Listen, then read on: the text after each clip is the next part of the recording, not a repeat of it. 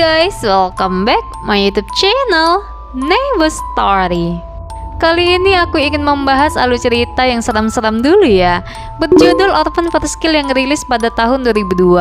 Seperti yang kita ketahui, Orphan pertama banyak mencuri perhatian orang-orang. Apakah Orphan First Kill juga tak kalah kerennya?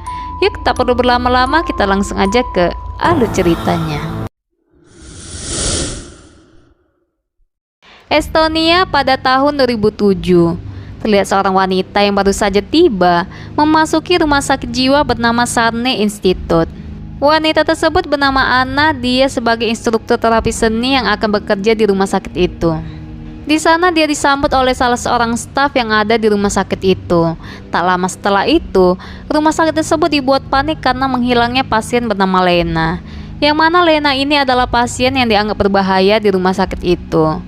Pria tersebut langsung menarik Anna menuju ke sebuah ruangan untuk diamankan. Namun dia tidak sadar kalau di dalam ruangan itu juga ada seorang anak perempuan bernama Lena. Mendengar nama itu, Anna langsung ketar-ketir, sementara Lena yang sudah bersiap menusuk Anna menggunakan pensilnya dikejutkan oleh beberapa orang petugas yang datang. Pria itu mengatakan kalau Lena sebenarnya bukanlah anak kecil, melainkan wanita dewasa yang sudah berumur 31 tahun. Lena mempunyai kelainan pada tubuhnya sehingga membuat dirinya seperti anak kecil berusia 10 tahun. Demi bertahan hidup, Lena menipu orang-orang yang ingin mengadopsinya sebagai anak. Pria itu juga bercerita kalau 2 tahun yang lalu Lena pernah menyusup ke sebuah keluarga dan menyamar sebagai anak kecil. Di sana dia begitu disambut baik oleh keluarga tersebut. Namun sayangnya, keluarga itu satu persatu harus meregang nyawa karena dihabisi oleh si Lena emang anak Dajjal ini. Singkat cerita, setelah itu Anna memulai pekerjaannya. Namun di dalam ruangan itu terdapat Lena dan seorang wanita ODGJ lainnya. Di sana Lena memancing wanita ODGJ tersebut untuk membuat keributan.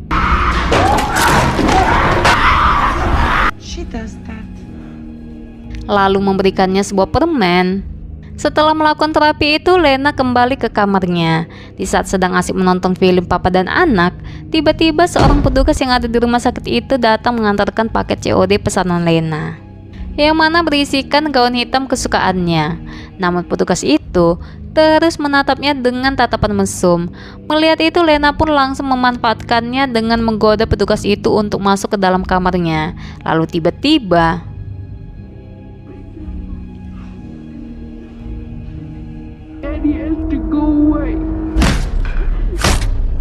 Lena mengambil kartu akses untuk keluar dan segera kabur dari sana.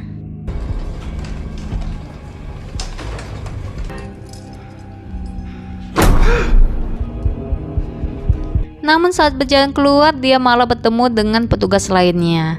Nah, kebetulan di sana ada wanita ODGJ. Lena pun langsung menawarkannya sebuah permen untuk menyerang petugas itu. Sebelum keluar, Lena mematikan CCTV yang ada di dalam ruangan itu dan memencet tombol untuk keluar. Sementara di tempat lain, Anna yang sedang bersiap untuk pulang dikejutkan oleh kedatangan Lena yang sudah berdiri di hadapannya. Oleh karena itu, Anna langsung melaporkan hal tersebut kepada pihak rumah sakit dan memutuskan ingin mengundurkan diri dari pekerjaan itu. Sepanjang perjalanan menuju ke rumahnya, Anna terlihat gelisah karena merasa sudah diincar oleh Lena. Ditambah saat dia sudah tiba di kediamannya, tiba-tiba belakang bagasi mobilnya terbuka dengan sendirinya. Anna sempat memeriksanya tapi tidak ada siapapun di sana. Namun saat dia masuk ke dalam, di sana sudah ada Lena yang menyambut kedatangannya. Setelah membunuh Anna, Lena berencana untuk mengganti identitasnya dengan menyamar sebagai anak yang hilang. Di sana dia menemukan seorang anak perempuan yang cocok dengannya, yang sudah hilang sejak 4 tahun yang lalu. Lena merubah dirinya seperti anak perempuan tersebut dan tidak lupa juga, dia menulis nama Esther di dalam buku yang selalu dia bawa kemana-mana. Lalu saat akan berjalan keluar, Lena melihat anak yang masih hidup kembali menghajarnya hingga tewas. Penyamaran pun dimulai. Lena pergi ke sebuah taman. Di situ dia dihampiri oleh polisi yang berjaga di sana. Saat ditanya, Lena mengatakan kalau orang tuanya ada di Amerika Serikat dan dia memiliki nama Esther.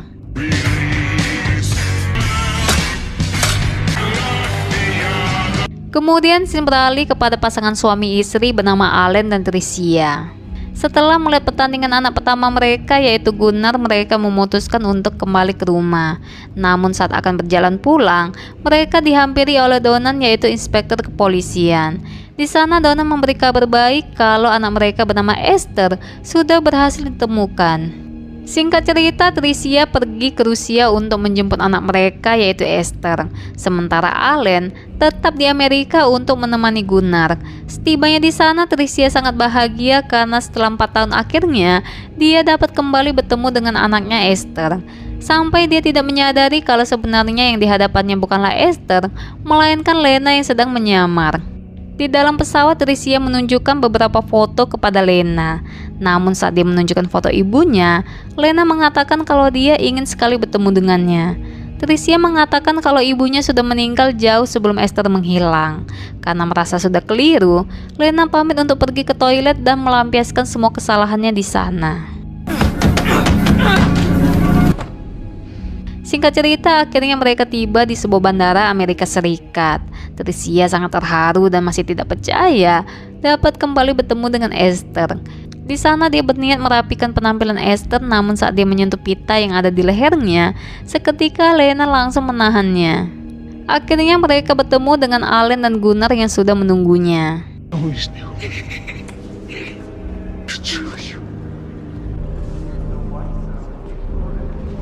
Setibanya di rumah, Lena terlihat bahagia karena ternyata keluarga yang dia tipu sekarang mempunyai rumah yang sangat mewah.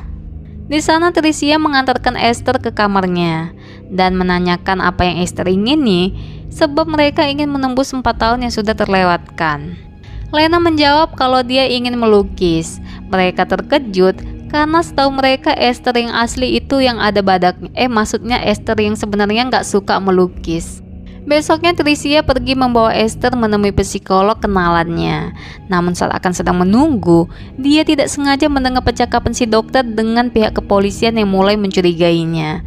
Tak lama setelah itu si dokter bertanya kepada Esther apa yang telah terjadi ketika dia diculik, namun di sana Esther atau lebih tepatnya Selena ini tampak gugup dan malah mengalihkan pembicaraan mereka kepada seekor burung yang ada di sana.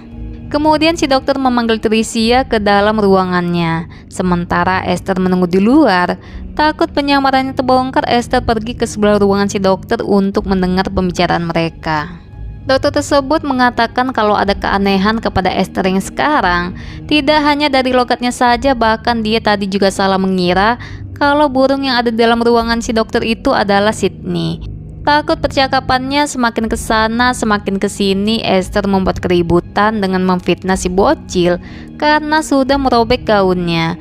Alhasil pembicaraan pun dihentikan. Di sana Esther mengajak ibunya untuk pulang. Namun saat akan berjalan pulang, di situ dia malah melihat Donan yang seperti sedang mengawasinya dari kejauhan. Singkat cerita, setibanya di rumah, Lena bertemu dengan teman-temannya Gunnar yang nampak seperti sedang mengejeknya. Melihat itu, Allen mencoba menghiburnya dengan mengajak Esther untuk pergi melihat-lihat studio lukis miliknya. Di sana dia diberikan sebuah alat seperti tombol lampu gitu, yang mana jika tombol itu ditekan, maka lukisan tersebut akan berubah dan mengeluarkan lapisan tersembunyi. Kayak lukisan 2 sisi gitu ya guys.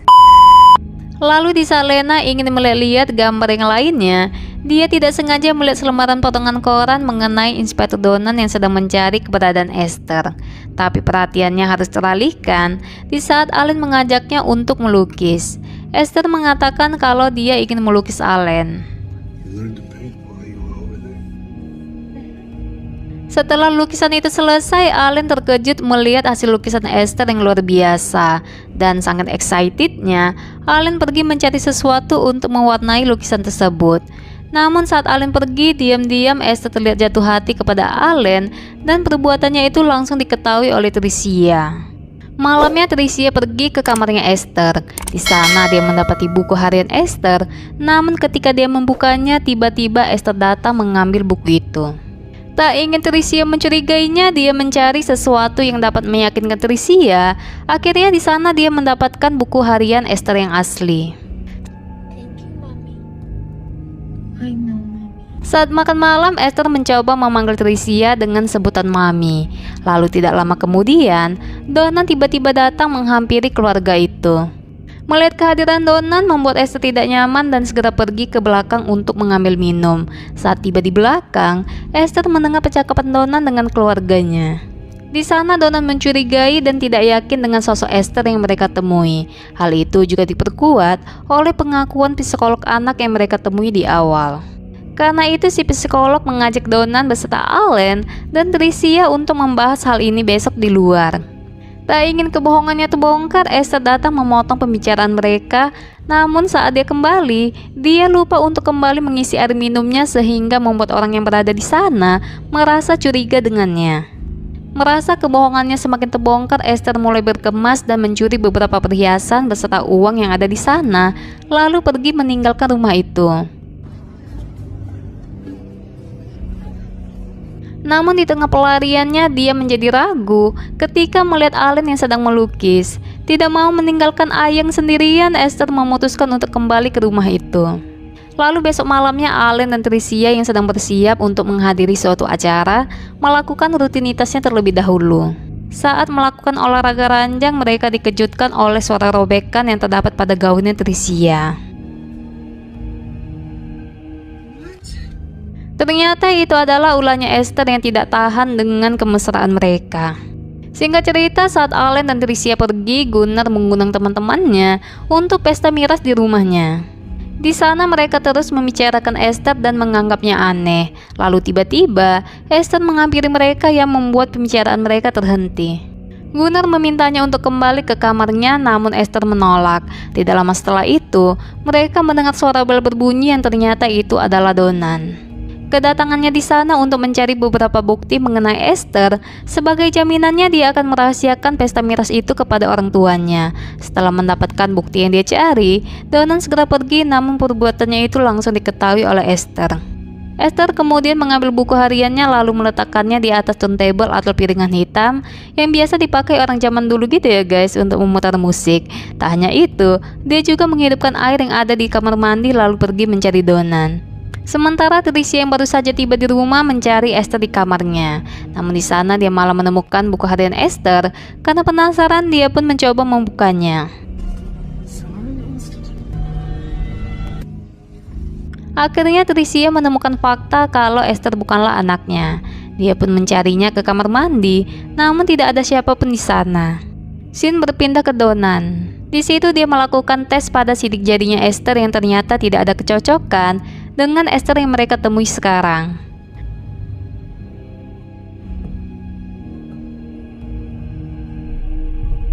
Lalu tiba-tiba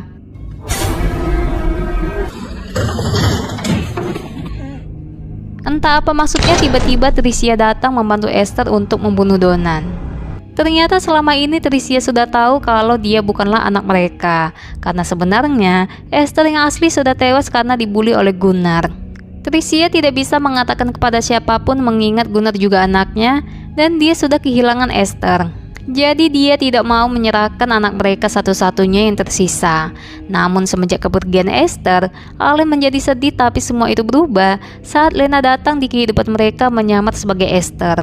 Dia melihat kebahagiaan di wajahnya Allen dan sekarang keluarganya kembali seperti semula.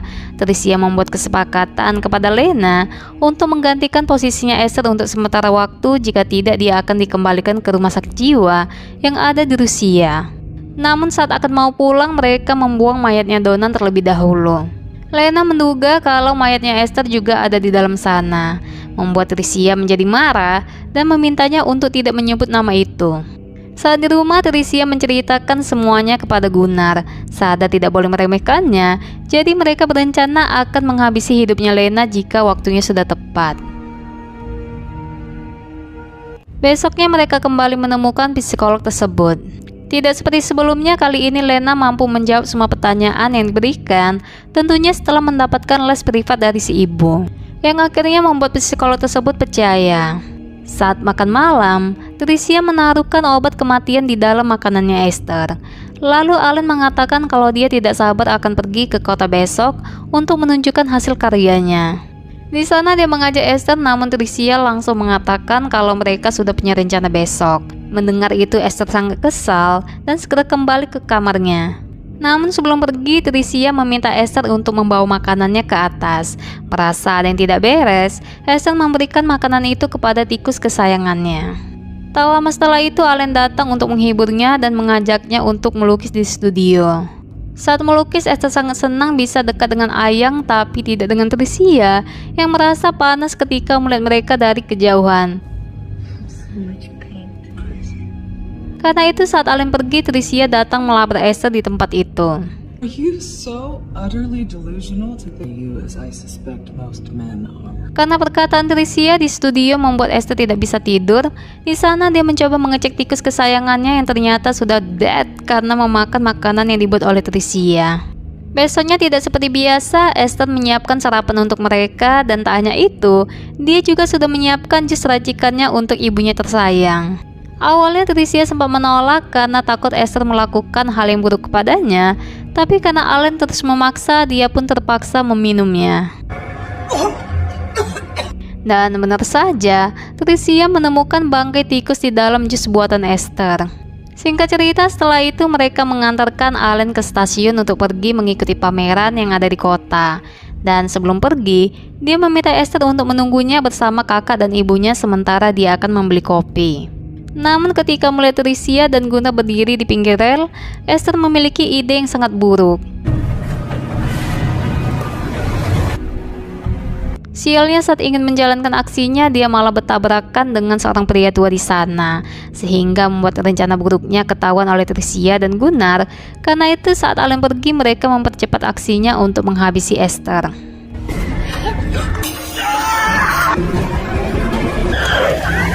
Beruntung Esther berhasil kabur dan membawa pergi mobil milik Tricia.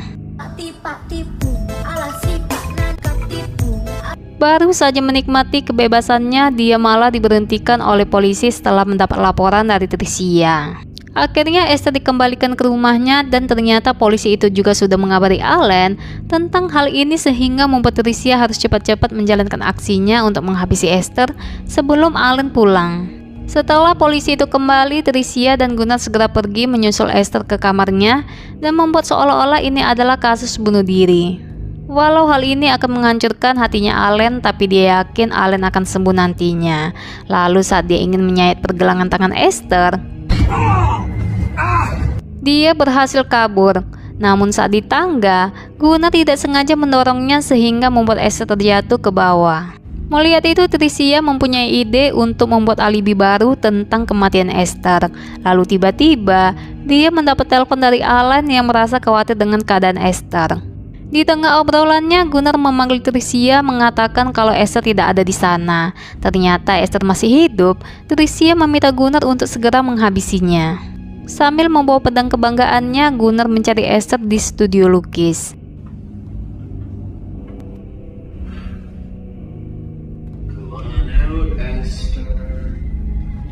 Di sana Esther menunjukkan jati dirinya lalu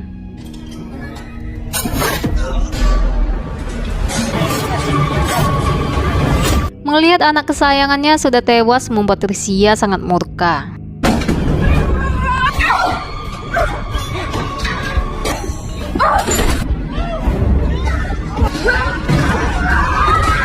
Namun lagi-lagi Esther berhasil kabur dari sana.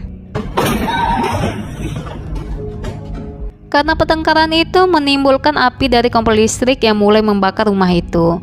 Tapi Tricia tidak sadar karena terlalu fokus untuk menghabisi Esther karena telah membunuh anak kesayangannya.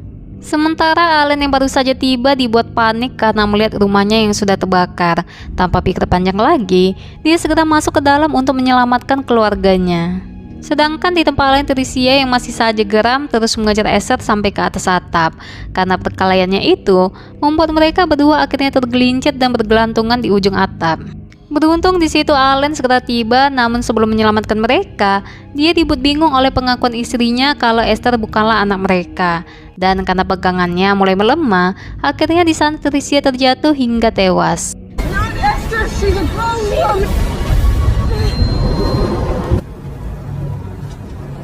Setelah menyelamatkan Esther, betapa kagetnya dia saat mengetahui apa yang dibilang istrinya itu benar.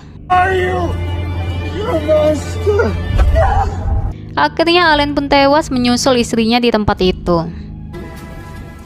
And let's take 'em. You gotta laugh, cry, there's the two of you. Setelah insiden itu, Esther diberitakan selamat dari kebakaran yang merenggut keluarganya. Tak hanya itu, dia juga mendapatkan penanganan dari psikolog kenalan keluarganya. Dokter tersebut berencana memasukkan Esther ke panti asuhan untuk diadopsi oleh keluarga baru nantinya. Esther pun tersenyum tipis dan film pun tamat. Satu pelajaran yang dapat kita ambil dalam film ini adalah baik harus, tapi terkadang ada saatnya kita lebih memakai logika daripada hati untuk dunia yang kejam ini. Menurut kalian gimana? Baiklah, sekian dulu dari video aku kali ini. Jangan lupa untuk subscribe, comment, and like-nya ya. And see you next video. Bye-bye.